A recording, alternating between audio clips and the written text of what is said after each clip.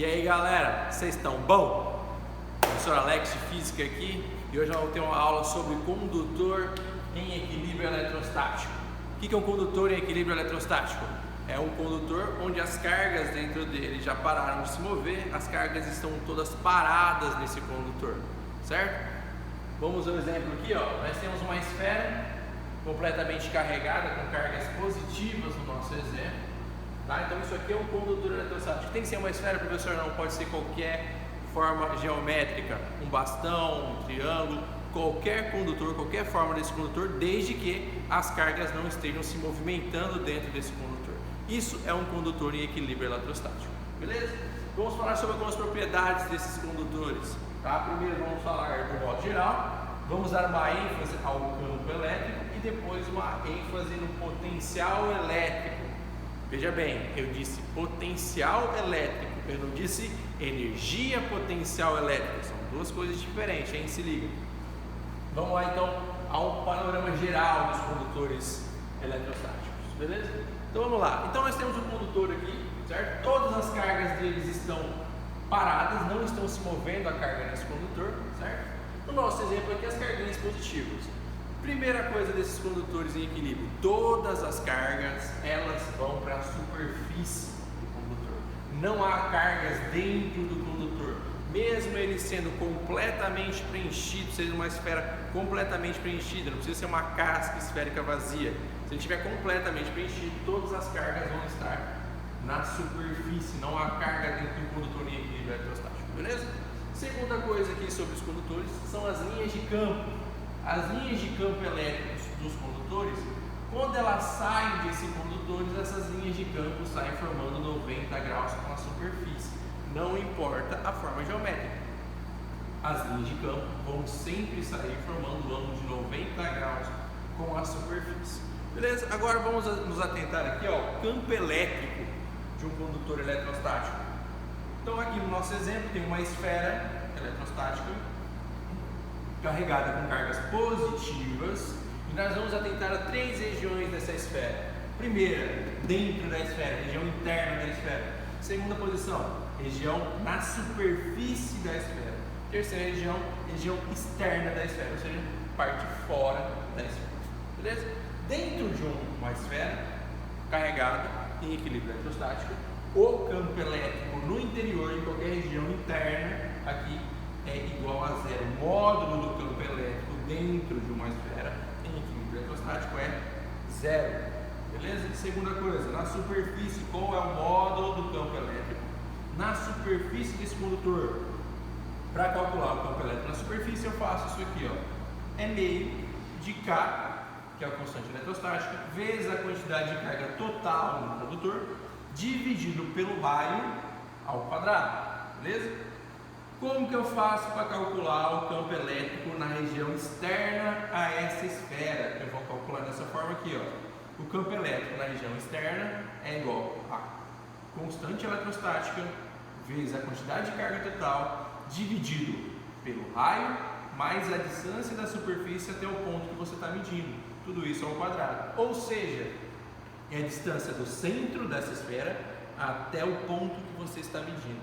Beleza? Essa é a forma de calcular o campo elétrico externo para um condutor em equilíbrio eletrostático. Agora vamos nos atentar aqui, ó, potencial elétrico. Quais são as propriedades do potencial elétrico nesse condutor? Nas mesmas três regiões, interna, superfície e externa da esfera. Na região interna da superfície do condutor, certo? O potencial na superfície e o potencial na região interna, eles são iguais. Já vimos a diferença sobre o campo elétrico e o potencial, tem muita diferença aqui. O potencial dentro de um condutor em equilíbrio eletrostático e na superfície do condutor, eles são iguais. Como eu calculo? Potencial em qualquer região interna e o potencial na superfície é igual a constante eletrostática vezes a carga total dividido pelo raio dessa esfera. Beleza? E na região externa? Na região externa eu calculo dessa forma aqui, ó. Potencial na região externa é igual a constante eletrostática vezes a quantidade de carga total contida no condutor dividido pelo raio mais a distância da superfície até o ponto, ou seja, a distância do centro dessa esfera até o ponto que você está analisando fora dela. Beleza? Essas são as formas de você calcular tanto o campo elétrico como você calcular o potencial elétrico disso aqui. Beleza? Essa condição aqui do potencial elétrico, ele gera uma propriedade para a gente que a gente vai analisar agora aqui. O potencial elétrico em um condutor eletrostático dentro é sempre igual ao da superfície. Então o potencial nessa superfície vai ter que ser igual ao potencial nessa superfície. Beleza? Só que veja o seguinte, essa superfície aqui eu posso pensar que ela foi formada por uma esfera grande, de raio grande. Aqui nessa ponta eu vejo uma superfície formada por uma esfera de raio pequeno. Então, para que os potenciais sejam iguais, nessa região aqui que o raio é menor, eu tenho que ter uma quantidade de carga superior, certo? Então aqui eu vou ter que ter uma quantidade de carga elevada. Já na outra região, eu vou ter uma quantidade de carga um pouco mais baixa, beleza? Então essas são as diferenças. Ou seja, se eu tiver uma densidade de carga, o que é densidade de carga, pessoal? É uma quantidade de carga sobre uma área específica, beleza? Então densidade de carga é quantidade de carga sobre uma área. Então aqui, pelo fato de ser uma superfície pequena e precisar de uma quantidade elevada de carga, então aqui nessa região mais pontiaguda eu vou ter uma concentração maior de cargas. Já na região mais gordinha, eu vou ter uma quantidade de carga menos densa nessa região.